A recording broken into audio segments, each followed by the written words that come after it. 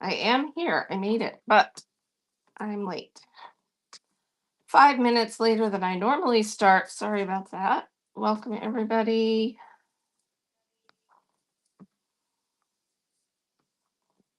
All right. So last night we did a show titled Production and Setup. And if you missed that, it is on YouTube. You'll be able to rewatch it. Just go to my YouTube channel, which is in the show notes. It is the second paragraph in the show notes, and you can go rewatch it. Welcome in, because I know it was kind of late for some of you who, if you're on the East Coast, we're in Mountain Time and we were at 7 o'clock Mountain, so that's like 9. So it was kind of late for some people.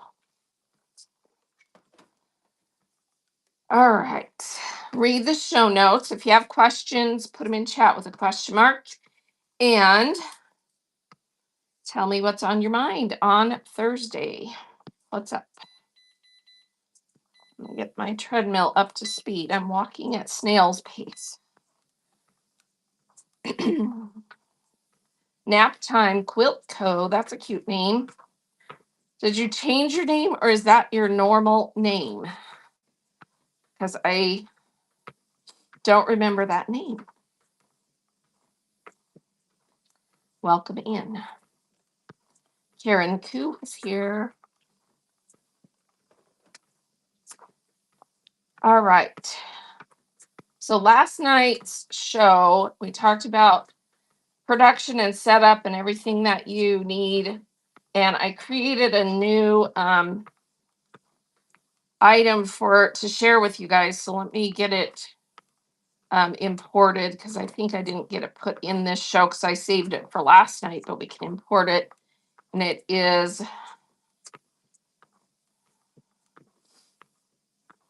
let's see.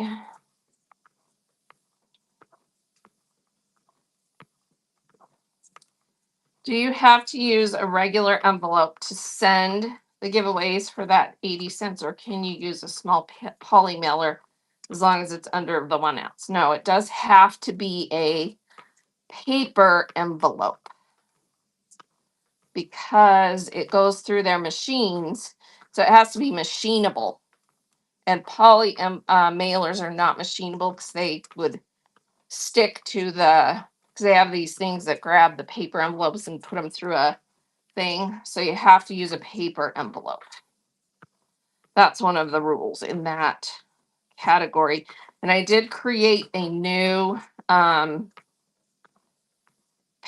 envelope guide. So if you haven't screenshotted that, there's not, the information didn't change. I just redid it so it's easier to read.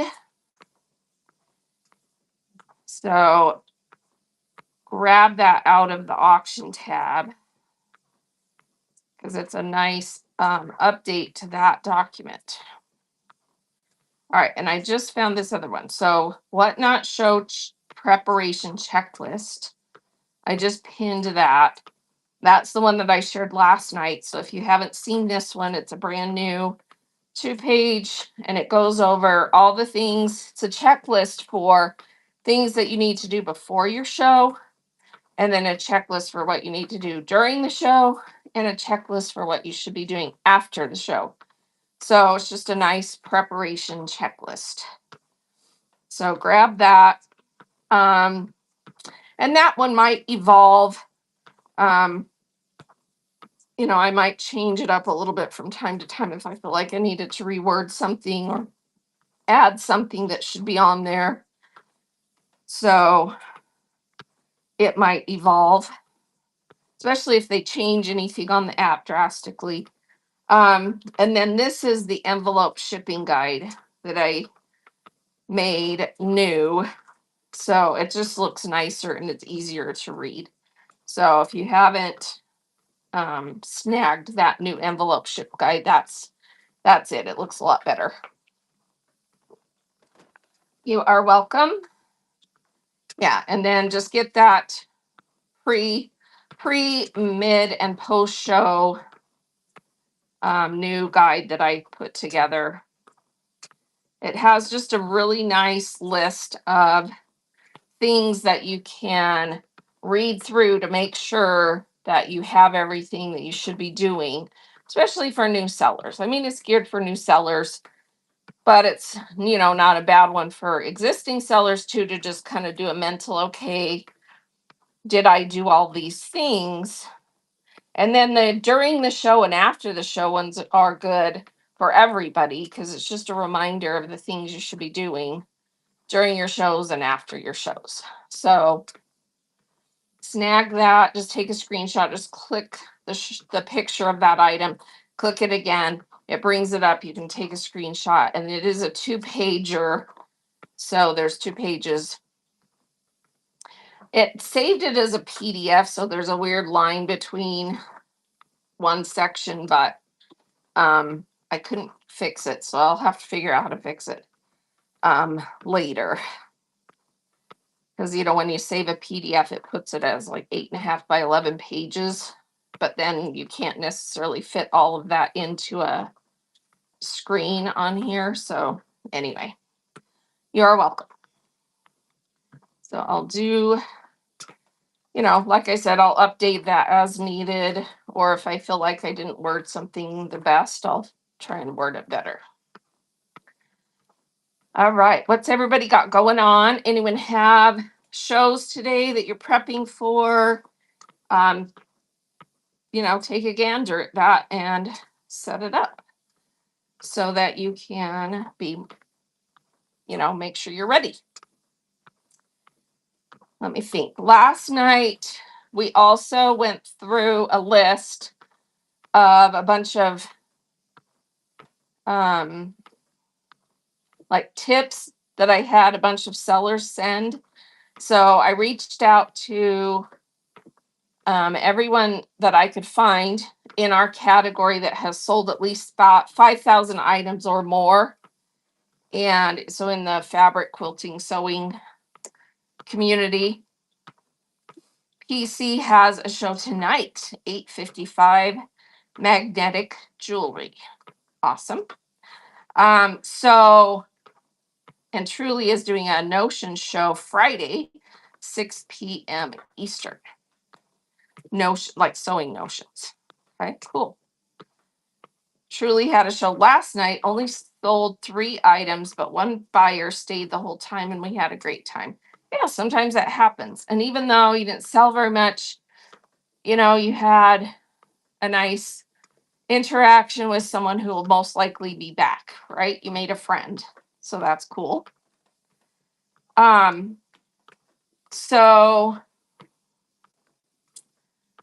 yeah, just keep up that kind of stuff.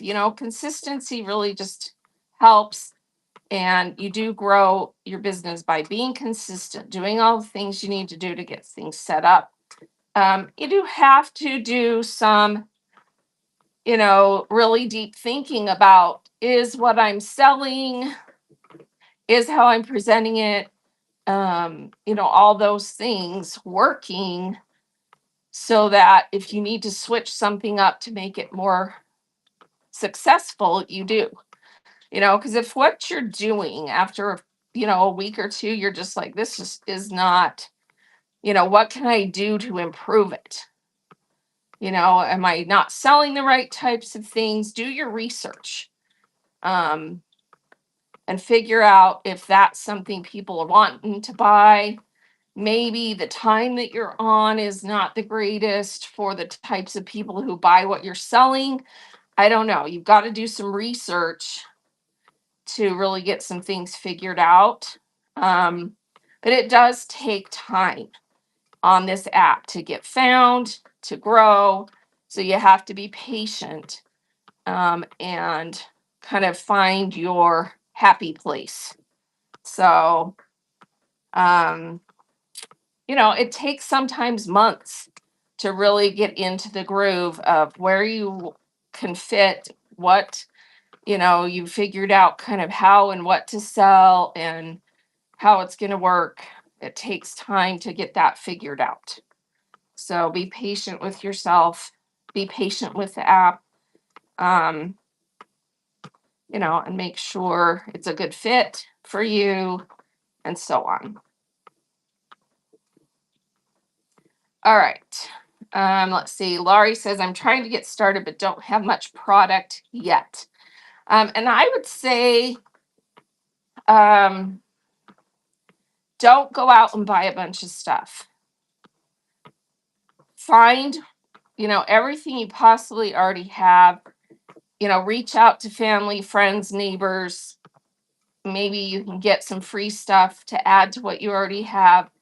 But don't go out and buy a bunch of stuff until you know it's going to work, until you know it is, a good fit. Yeah, and that's what you said. So that's okay. Just, just be realistic about your process and, learn ways to enhance what you already have, like how you sell it.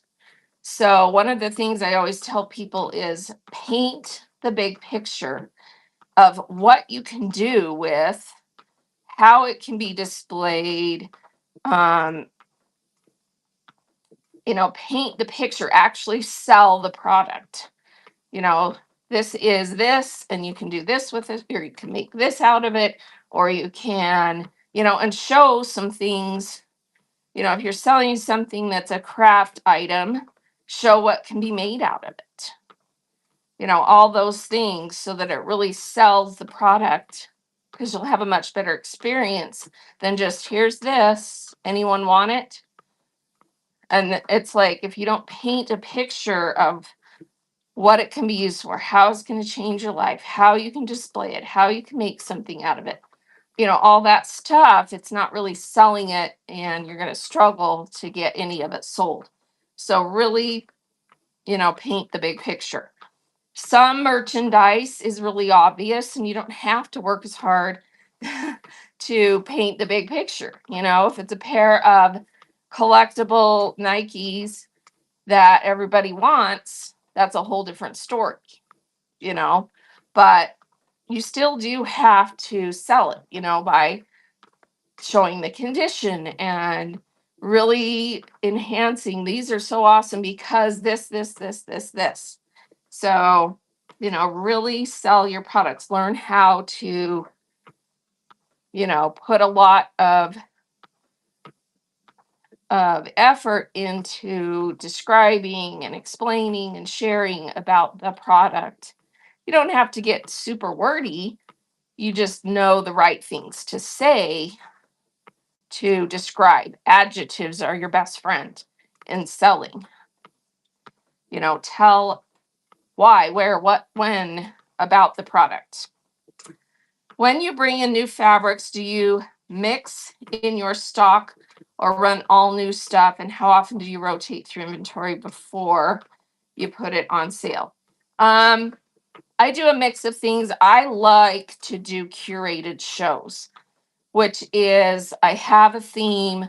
I'm selling a specific type, or maybe I'm doing a show where it's all new stuff, and then the next show is, you know, clear the rack, and I'm just selling stuff that's been around a while, but they haven't seen it in a while. Or I'm doing a specific brand or a specific type of fabric print or holiday or, whatever. I prefer to do that because unless you're one of the big sellers that has, a huge amount of inventory, it's really hard to just sit and run through a bunch of stuff and have everybody be happy. So it's better to have a curated show that has a theme, has a purpose, and that way, obviously it still has to be the type of fabric people want. Need to make sure that, so if you're doing all, quilting cottons, stick with quilting cottons, unless, you might have an odd piece here or there that's something slightly different. But, or maybe you have a bunch of flannel. I think it's better to do, all flannel. But always have a backup plan too, because maybe nobody wants flannel in that show and you just switch it to a pile of something else. That happens. But if you advertise it as specifically what you're going to run, it gives you an edge to someone else who's just selling out of a pile of fabric with no theme.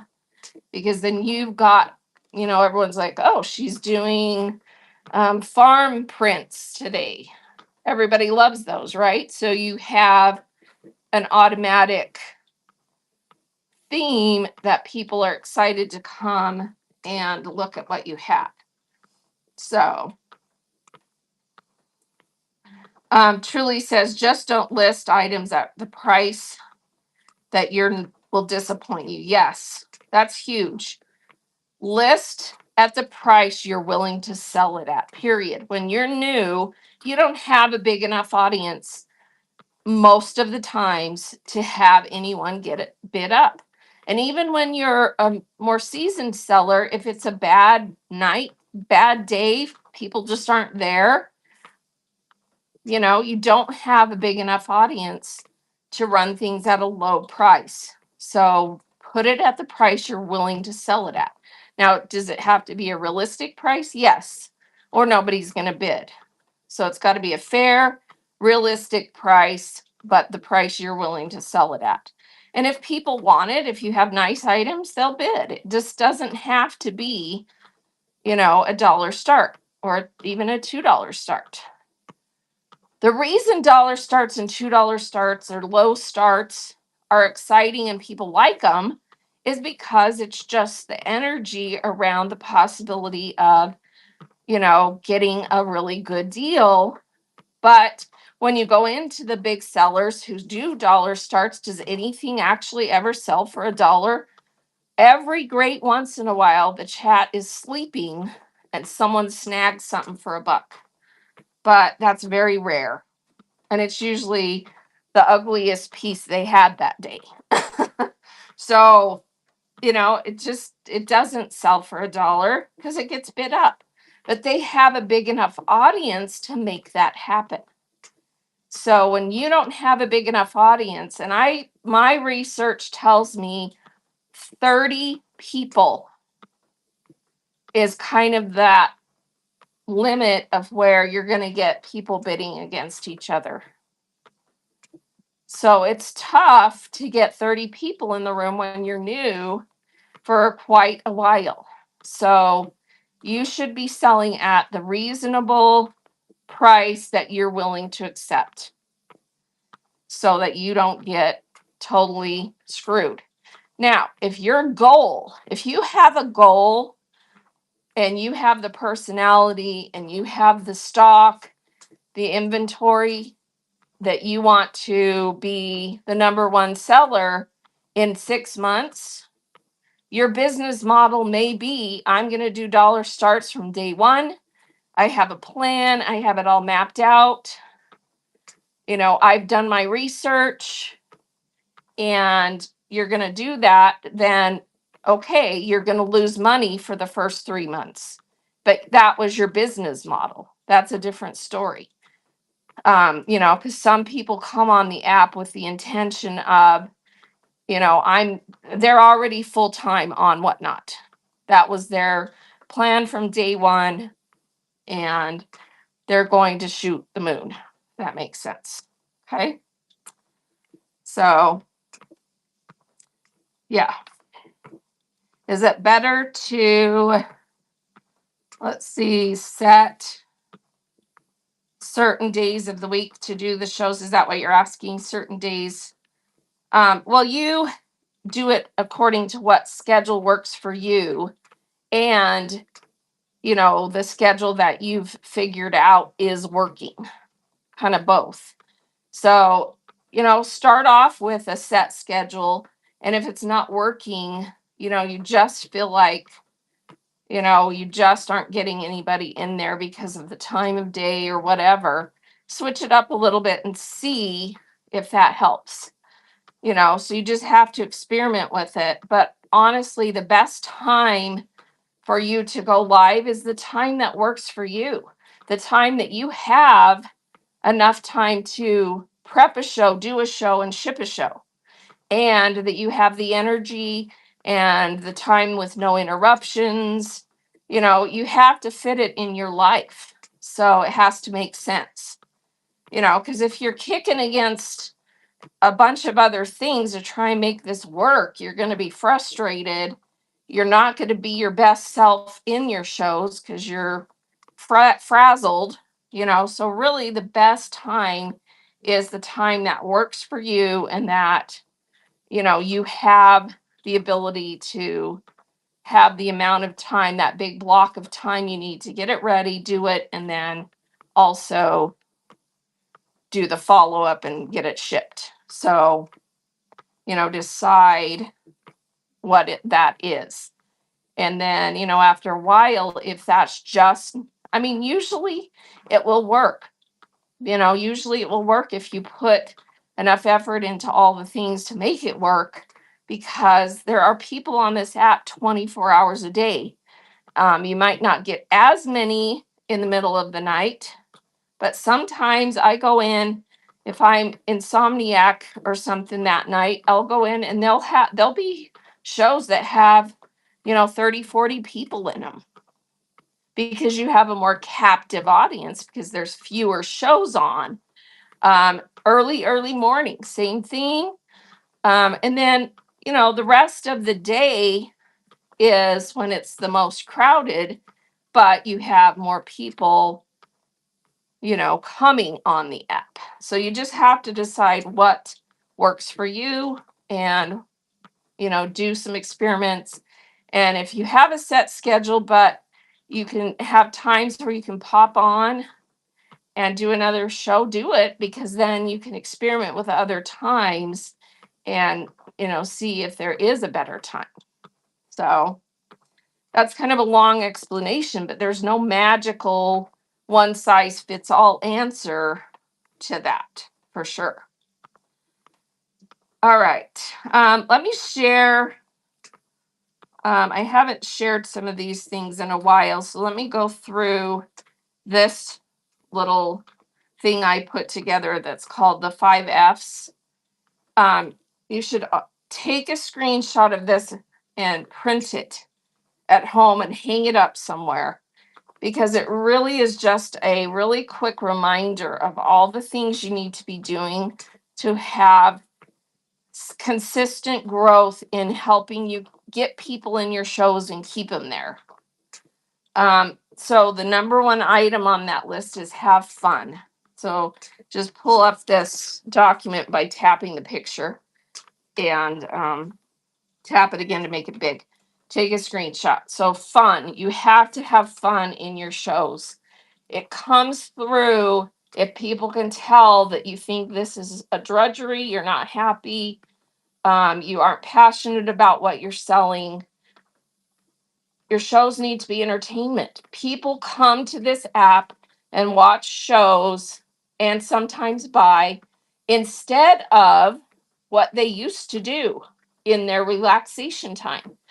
So people used to have a different routine before Whatnot existed. They would go binge watch some show, or they went on Facebook, or they went on TikTok, or, they're coming here, and you've got to have a fun show if you want them to stick around.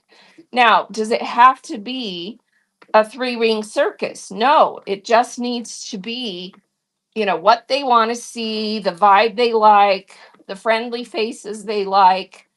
You're entertaining enough for them to want to stick around and see what you have.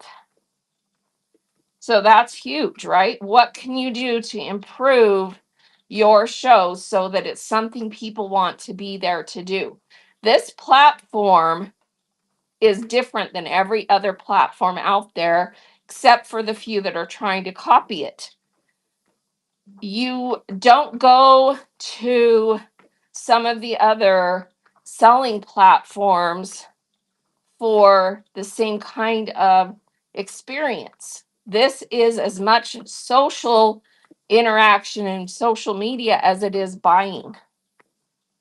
Okay. So you've got to recognize that. And yes, the end goal for you is I need to sell some stuff, or I want to have a side gig, or I want to have a full time job selling. But the way, the process, the original intent of this app, if you listened to the CEO who shared the vision of what they wanted to do with this app, he said, we wanted to create a place where people could come and buy and sell their items while they interacted live with each other. That was their intent. That's what you're supposed to be doing. That was the vision. So that's what it's all about. So you need to create an experience. The younger generations of this planet right now, it's all about the experience. Some of us who are older don't get it as much. But if you have kids that are, teens up to the 30s and 40s, even, it's all about the experience. They want to have an experience with all the things they do that makes it meaningful. So make sure that you're creating an experience as much as you are selling things. I see Erin in the house. Welcome in. So Truly says, so far, Whatnot is so much better than other avenues of selling just because of the easy shipping. It's cheaper and easier. Yes. And they've made all those other things such a smooth process. When I first joined Whatnot in 2022, and I've sold on almost every other platform, I was like, this rocks. It was so easy to list a few things, go live, and just sell, sell, sell, sell, sell, and have fun doing it. It totally rocks. So you have to embrace the process, the method, and recognize what it was set up for. And, it's just so much of an easier process than going on a platform, listing stuff, taking hours and hours and hours and hours, listing a bunch of stuff. And then you sit there and wait for them to sell. And if you didn't pick the right stuff and you don't pay to advertise, sometimes that's years of it sitting there. And then you have this massive pile or shelves full of stuff that never sell. Right? So this app changes that whole dynamic because you're showing it live and just sell, sell, sell, sell, sell. It's beautiful. So make sure you're excited about that. Yeah. Carrie was one of my first customers. Yep. She's been on here as long as I have and as a buyer. And it's just been an amazing process, hasn't it? I mean, mind blowing, so much fun. I mean, I pinch myself every day that I get to wake up and play with fabric and sell it to people. And, you know, I worked from home. It's our full-time income. It's awesome. Do I have days where I'm like, this sucks? Yes. Do I have shows that suck? Absolutely. Everything has ups and downs. But compared to any other options, it's a beautiful thing. So, yeah. All right. So, the next thing on the 5Fs is fast pace. You have to have shows that keep moving. It doesn't have to be 5-second sudden death auctions, move on, boom, boom, boom, boom, boom. It just needs to be a fast enough pace that people's attention, you have their attention. So one of the people who shared something last night was Kim Aruski, and she had looked up some statistics. And the statistics say that you have about 8 seconds to do what you're doing to keep people's attention. And if you aren't keeping their attention in those 8 seconds, they're gone. That's a pretty small window of opportunity, isn't it? Because it's just the way it is now because of, because of the way media works. Everybody has no attention span. We move from one thing to the next so fast because, I mean, have you ever sat with, how many of you have spouses or partners or, family members who sit in front of the TV with the remote on like a YouTube or something, and it's like they don't even stop to watch anything. It's just like scroll, scroll, scroll until something actually catches their attention long enough to want to click on it and watch it. My husband is that way. It drives me crazy. I can't sit and watch TV with him unless I tell him, let's pick something to watch, because otherwise it's boom, boom, boom, boom. And I'm just like, this is driving me nuts.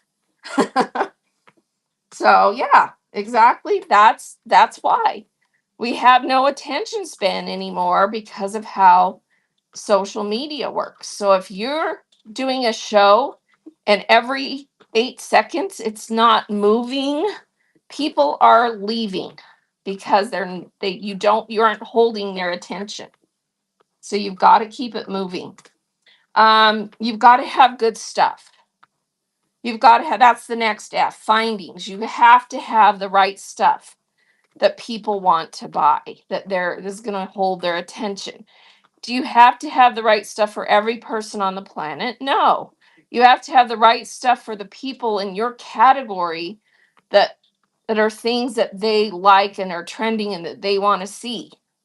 So you've got to make sure you're sourcing the right kind of inventory to have people want to buy it. And it's also in how you present it, like I was talking about, because you can make stuff the right kind of inventory if you present it in a way that it makes it more desirable. Okay. So you got to figure that out. Truly says some people pop in and out seconds multiple times throughout my show. Yes. You say hello and then they're gone, then they're back. Yeah, people flip around through different shows. Sometimes they're on a mission. Sometimes they're looking for a specific thing. I really need, a white on white print for this quilt I'm working on, and they're kind of flipping through shows trying to see if anyone has anything like that. Sometimes they're just on here to be entertained, and whatever you're doing isn't the vibe they're looking for, and they flip around, and it just depends on who's on, what they're doing. And when the big sellers are on, most of the people are going to be in there. Why? Because it's a big party every time. Everybody goes to hang out and see what they have, and they go fast enough through a lot of inventory that you can be pretty much assured that you're going to see a few things you like, because they go pretty fast. Does that make sense? But not that that has to be your vibe. And some people don't like that it goes so fast and everything gets bit up. It's like their head is spinning. They don't love those shows. They may go hang out for a little bit, but then they move on to someone who's at a little bit more relaxed pace where they can actually ask questions and request items and get shown what they want and so on. So it's a mix. It's a mix. So you have to figure out your place, where you fit, what's going to work for you. Yeah, and those of you that are in, it pretty much works the same way in most categories.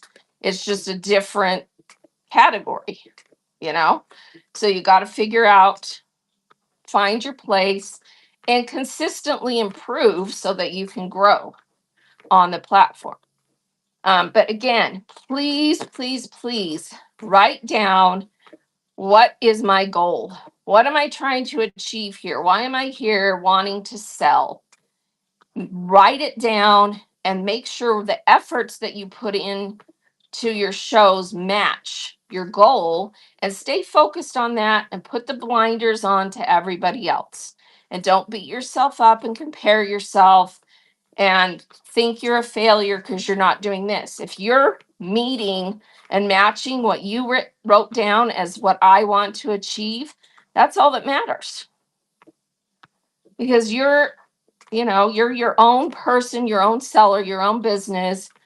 Do what you need to do, what you want to do, and then continue to set new goals if you want to grow bigger. That's a huge, important thing to do so that you don't get discouraged comparing yourself to everybody else and give up because you think, oh, I'm going nowhere. Well, if you're doing what you set out to do and you're having a slow growth, then you are being successful. You are achieving what you wanted to do. I know it's hard. It's human nature to compare ourselves to everybody else and, think we're not as good as someone else or whatever. But if you have a goal and you stay laser focused on that goal and your achievements are towards that goal, and then you have stretch goals and you have things that you want to grow to be, and you're working them and it's working, focus on that. Aaron Sphere says it's a delicate balance between moving quick and being engaging and listening to chat. Yes. And you have to, constantly focus on that, remind yourself, put up all the signs and post-its and reminders you need to put up in your space to remind you to do certain things if you need that, so that you can consistently start to change your habits of how you do your show. So change is hard. Change is hard, but it can be done if you, really focus on it and make it happen. That's the beautiful thing of humans. We get to change if we want to, right? If we don't like our life, we figure out how to change it. You have the power to make it happen. So believe in yourself and start putting in the work, the effort to make it different. All right, let's see. Quilt says, if I add a product to a show, I notice that it ends up on all my shows. I assume it's removed from all shows when I sell it. That was supposed to be a question. So if when you add a product, let's see, that was supposed to be a question. So you're adding a product, and well, because you decide when you add a product where it's going to be. So if it's showing up on all your shows, you're putting it there because it only puts it where you tell it to put it. And if you're cloning, then it clones it to the next show and so on every time you clone it to a new show. But yes, it does get removed from, if you have one item and you sell that one item, it removes it from your active inventory and puts it into your inventory in an inactive status. You can still find it and use it again and reactivate it, but once it sells and you're out of units of that item, it goes into inactive status in your inventory. So you can go into Seller Hub inventory inactive and find it again. And if you wanted to add, maybe it's something you sold out, but then you got more of it, you can reactivate it, add more units, add it to a show. So your inventory is always available. It's just either inactive or active, depending on if you sold it or if you put it in a specific show, but then have never cloned it or added it to another show. It just sits in inactive status until you reactivate it. Did that answer your question? Let me know. If it didn't, reword it so that I know more specifically what you were asking. Okay, good. All right. So after you've had fun, or you're having fun in your shows, you're running them at a decent clip that people's attention 8 second span is held, and they're staying in your shows, and you have good stuff and they're buying, you need to then make sure you're fulfilling your orders quickly and providing good customer service. If you do a great job of those first three things, but then you suck at getting your orders out quickly, and you're not a nice person when people ask questions or, you know, message you about things, it's all going to come crashing down. You've got to do good fulfillment. And in fact, Whatnot will actually remove you from the app if you don't, after you've been warned that you aren't getting your stuff shipped on time enough times, they'll actually boot you. So fulfillment is huge. So if you don't have the time or the whatever to make sure that everything gets shipped and shipped nicely and properly so people aren't complaining, that they got it, yeah, but it's broken or it's dirty or it got ruined. You've got to pack things nicely enough that they could get it in good condition. It's going to all come crashing down. So fulfillment is a big deal. And then the last F on here is frequency. You've got to do shows often enough that people see you and make your shows part of their schedule. What that is individualized. You can have shows once a week, and that can be enough because you have great shows. People want to be there. They know you're on every Wednesday night at 6 or whatever. So once a week can be enough. I even know a few sellers that are less frequent than that, and it's enough. Just depends on what your goals are, and you've got to have all those other things in place so that people want to be in your shows. But frequency, the more frequently you're on the app, the faster you're going to grow. That's just an absolute fact. If you're here a lot, seen a lot, you grow faster. Sunray asked, is shipping business days or Saturday, Sunday included? Shipping is business days. So if you do a show on Saturday, it doesn't count your first day until Monday. So you can do, a show on Saturday and ship it on Monday and still be within one shipping day. Because the post office isn't open on Sunday. And in some places, the post office isn't open on Saturday.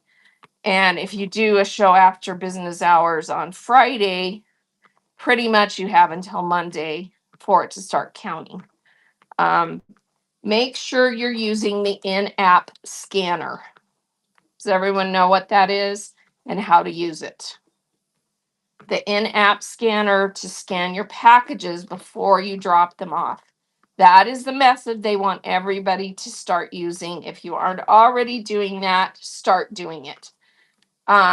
Even if you're still taking it to the window at the post office and having them scan it, do the pre-app scanning. That's what Whatnot is using as their measurement to make sure that you're shipping on time, because it gives the customer a notification and a picture that you started the shipping process. You do it right before you leave for the post office or right before the postman picks it up if you're having them pick it up. Okay. Post office said they want a scan sheet. They just get one barcode for all packages. You can still do those, but Whatnot wants you to use the in-app scanner. The scan sheet actually essentially does the same thing. And if your post office wants that, instead of you standing there at the window having them scan 20 packages, then do that. Print the scan sheet and take it. But it's an extra step that is only an addition to doing that in-app scanner. Because the in-app scanner is the pre-scan. So is the scan at the post office window, unless you happen to be at the main post office for your region, which you would only know that if, you've asked.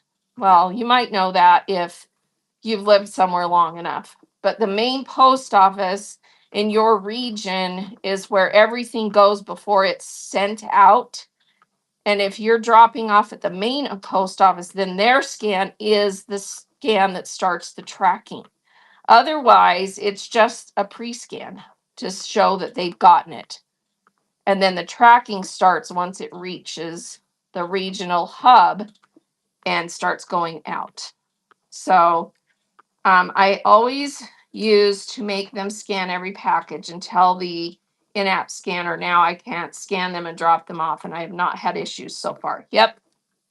Use the in-app scanner. Does anyone need me to show you how to use the in-app scanner?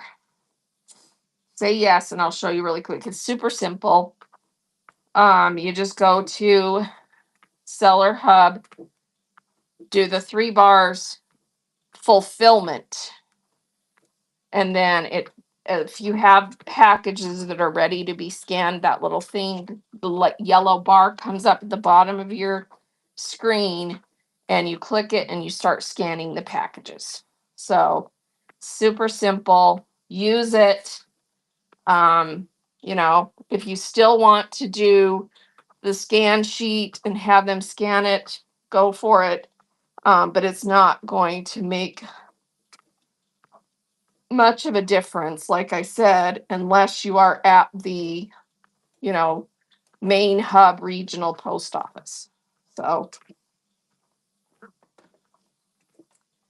the way the post office works now, everything is satellite post offices, and then everything goes from the satellite post offices to the main hub, where they then sort everything. And if you've noticed on your labels, there's now a number, like it will say R something, and that is telling it the regional distribution center it needs to go to for where the buyer is at.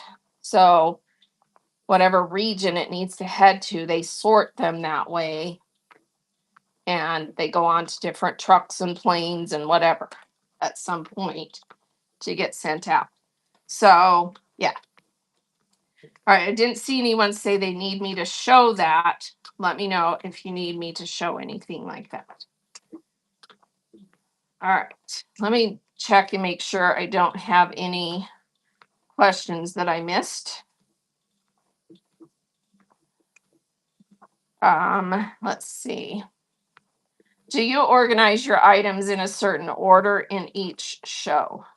Yes and no. Depends on what I'm doing for that show. But, and everybody that sells all different types of things, your organization really has to match with what you sell. But you start out with a couple of, icebreaker type items. Maybe it's a really hot item. Maybe you want to start somewhere in the middle. Maybe you want to start low. Depends on, how big of an audience you have coming in at the beginning.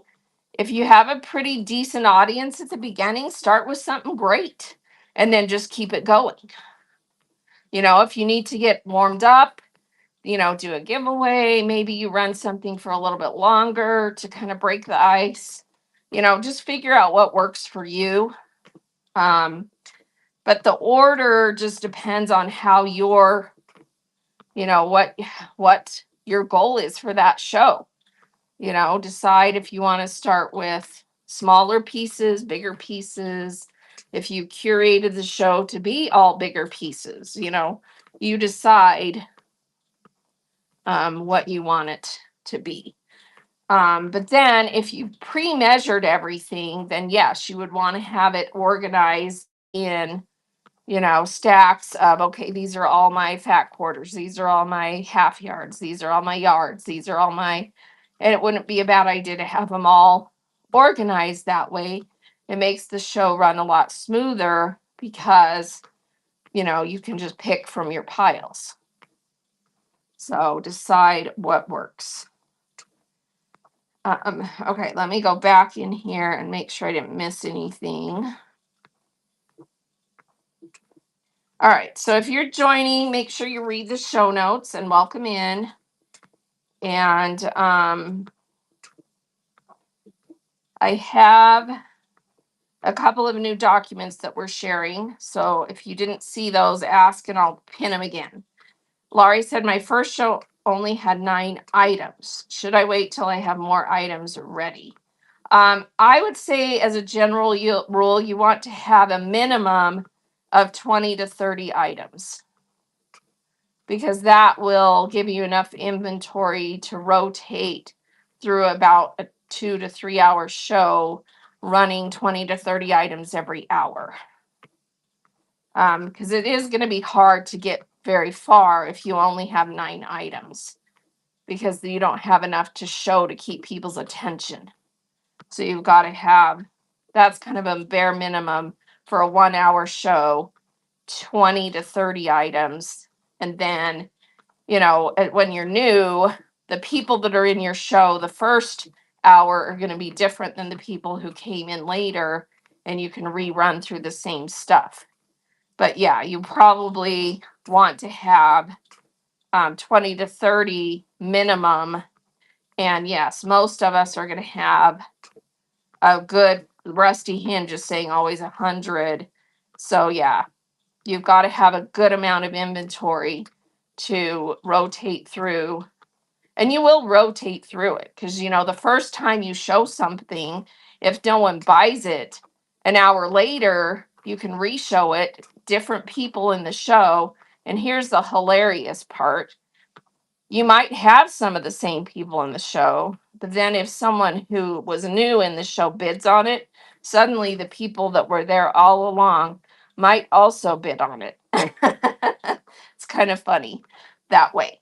So it's that FOMO thing, because if someone suddenly wants it, suddenly everybody else kind of wants it too. So it's hilarious. Let's see. Just a second, let me catch this chat up on this other device so I'm not missing anything. Okay.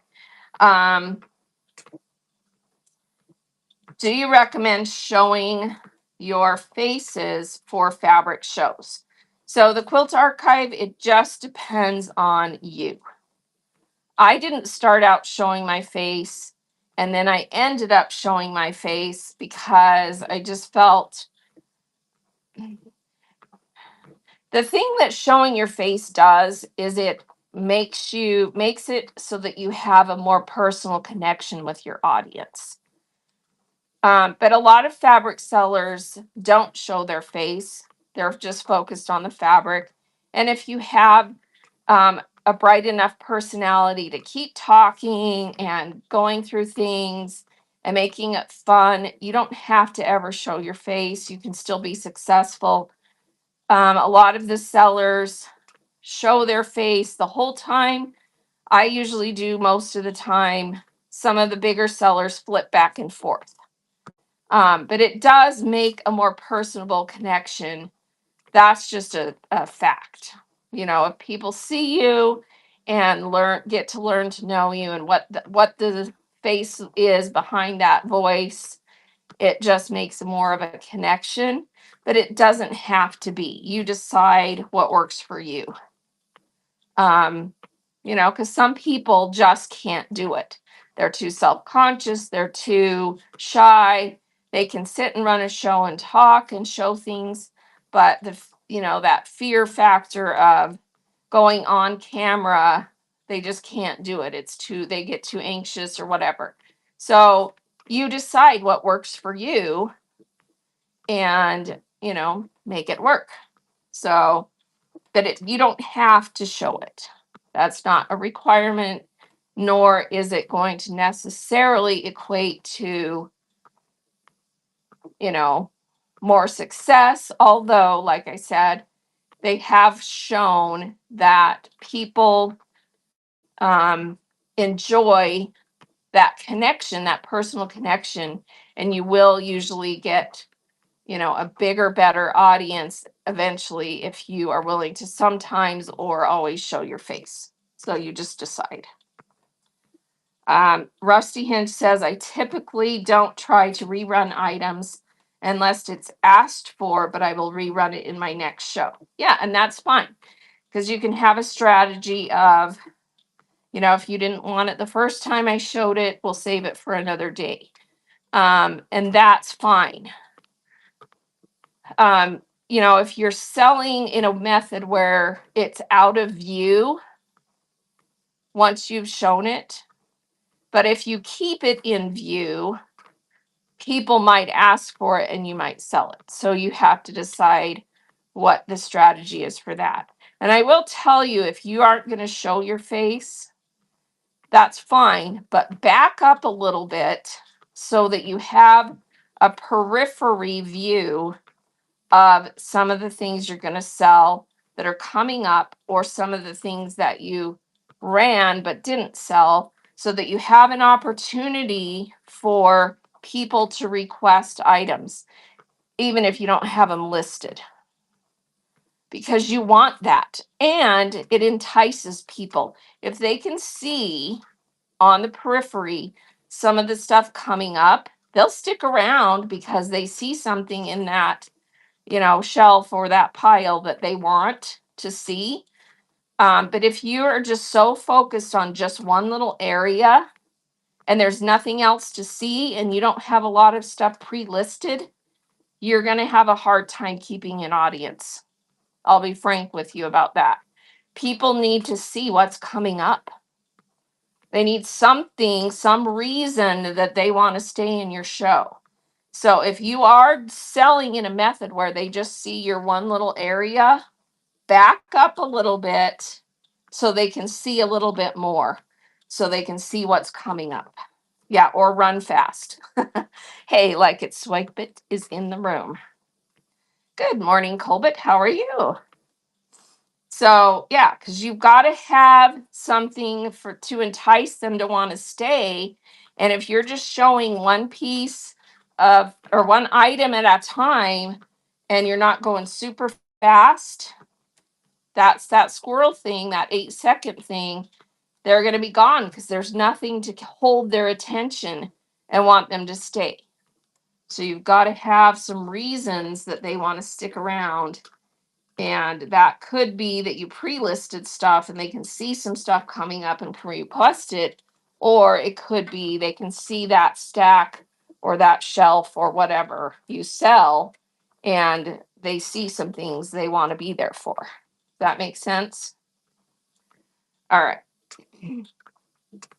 So, yeah, just keep, remember those statistics about people's attention span and what you've got to do to keep their attention so they don't leave, swipe out of your show. You've got to keep their attention. All right. Is it better to list everything in your shop or do a random number listing? I would say it needs to be a mix of both. It would be very difficult for most sellers to list everything they're going to sell. It's just too much work. And, and then it becomes literally becomes I'm spending way too much time for what I'm, getting out of this. But you need to have listings so people get a vibe of what you're going to be selling.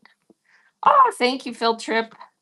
I'm glad you enjoyed it. It kind of went longer than I wanted, but it was okay because we had a lot of fun just chatting, and we eventually got all that info out there. I just wanted to share everybody's tips they sent, and so it kind of went longer than I wanted, but that's okay. So,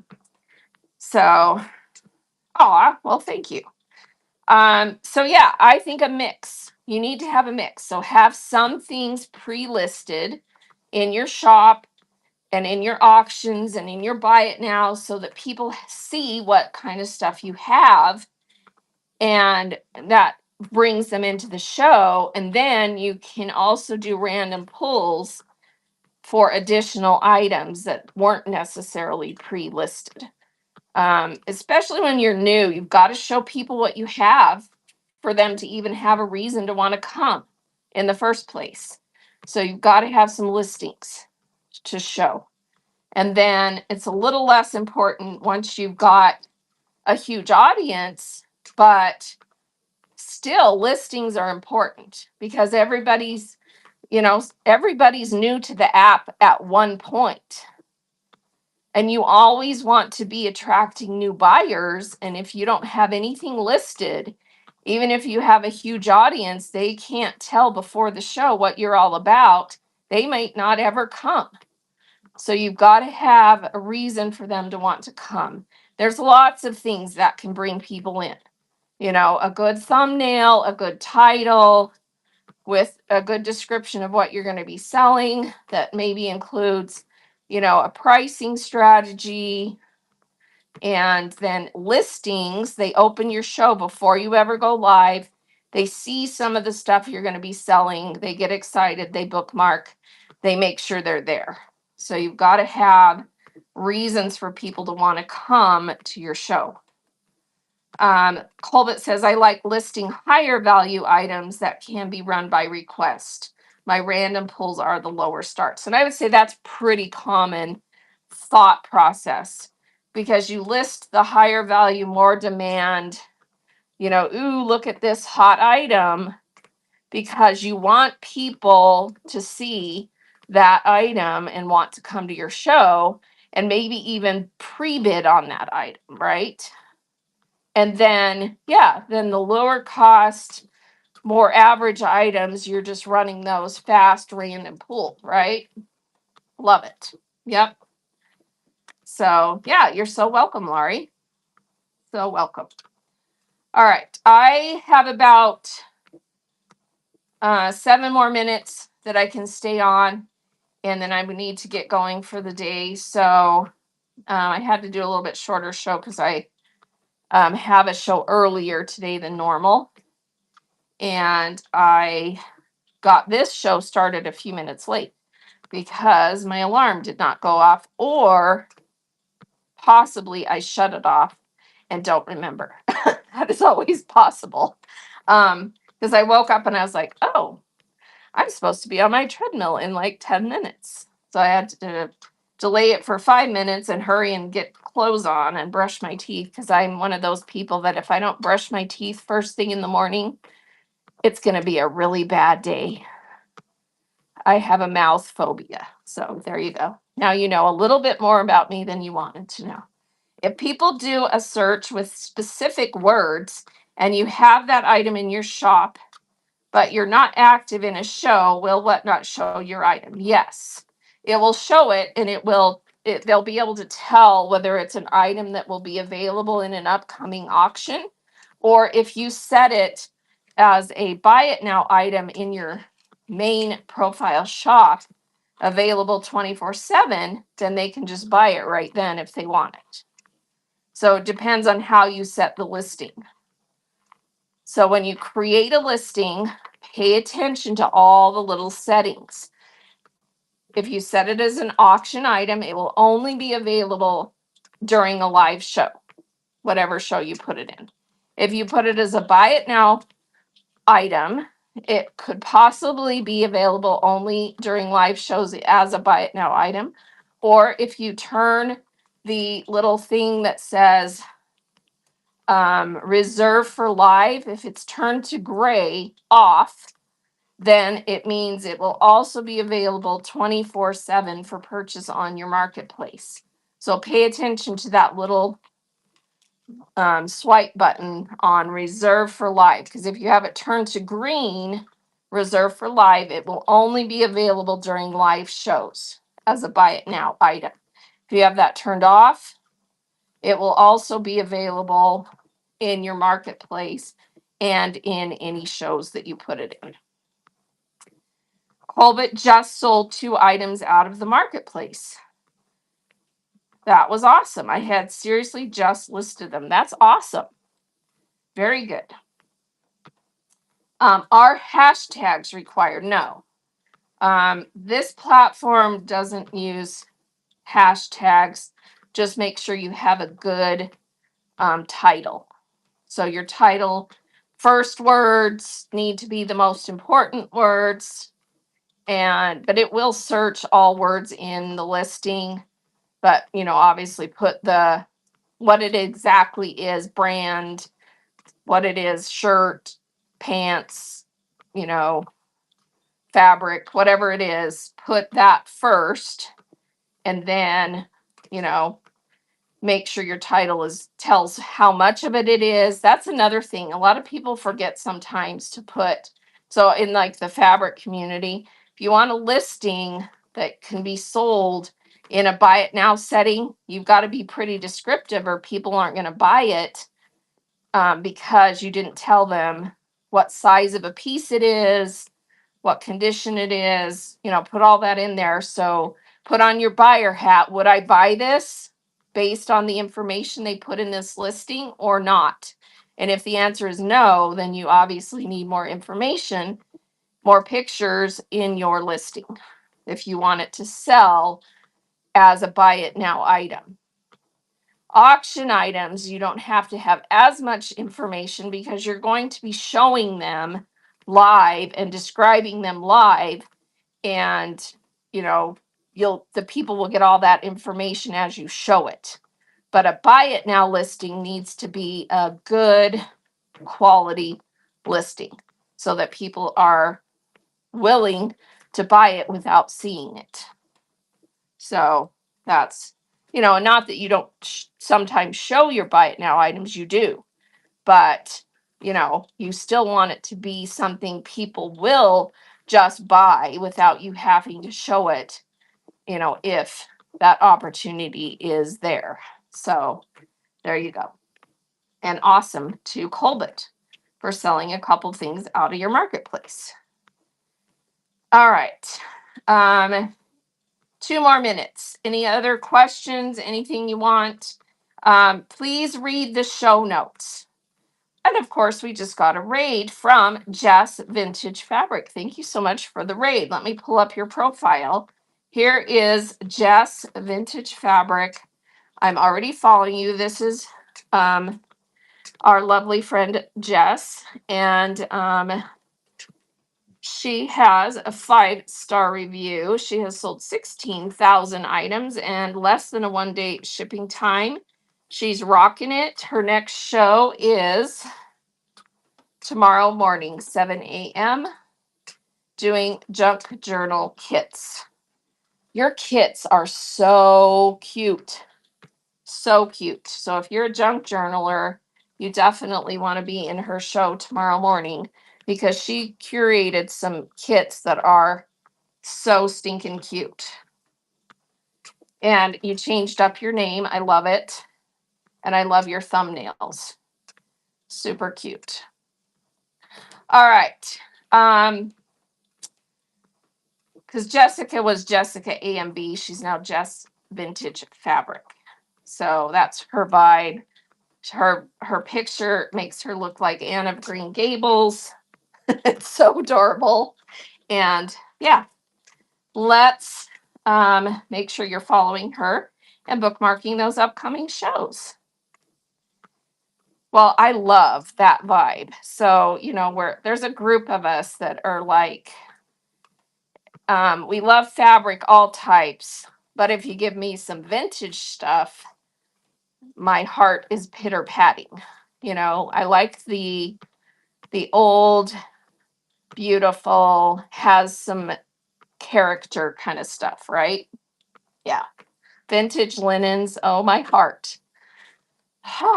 I have to restrain myself sometimes on here because if someone's doing a vintage linen show, I I buy them too, and so I have to restrain myself from buying everybody else's. But yeah, it's tough because I like it. Yeah, vintage stuff is so beautiful and has that character and a story. So yeah.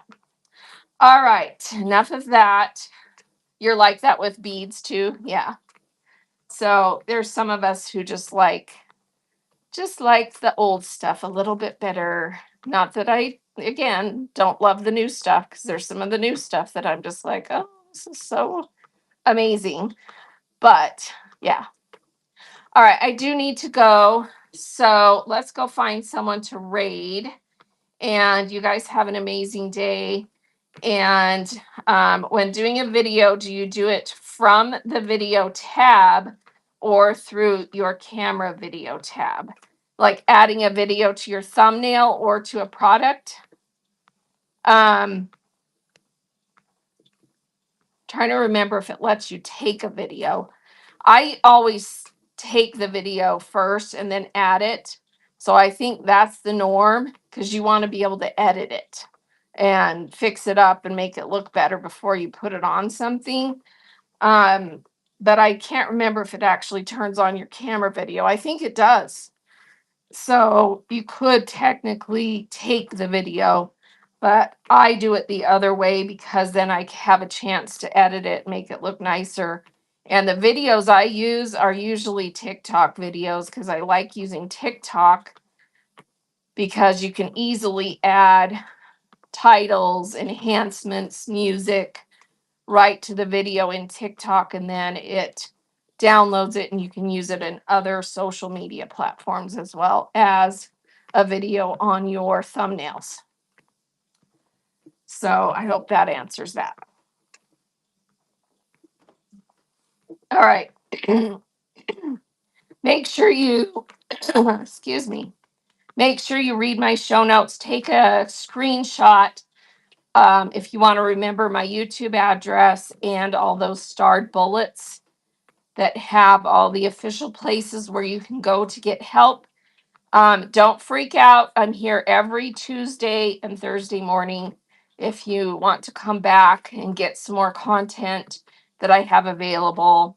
So I will be here next Tuesday, and just bookmark those walk and talk shows that are on my schedule. All right. Thanks, everyone. I'm going to go see who we can raid. And everybody have a marvelous day. Let's go raid into Upcycled by Bree.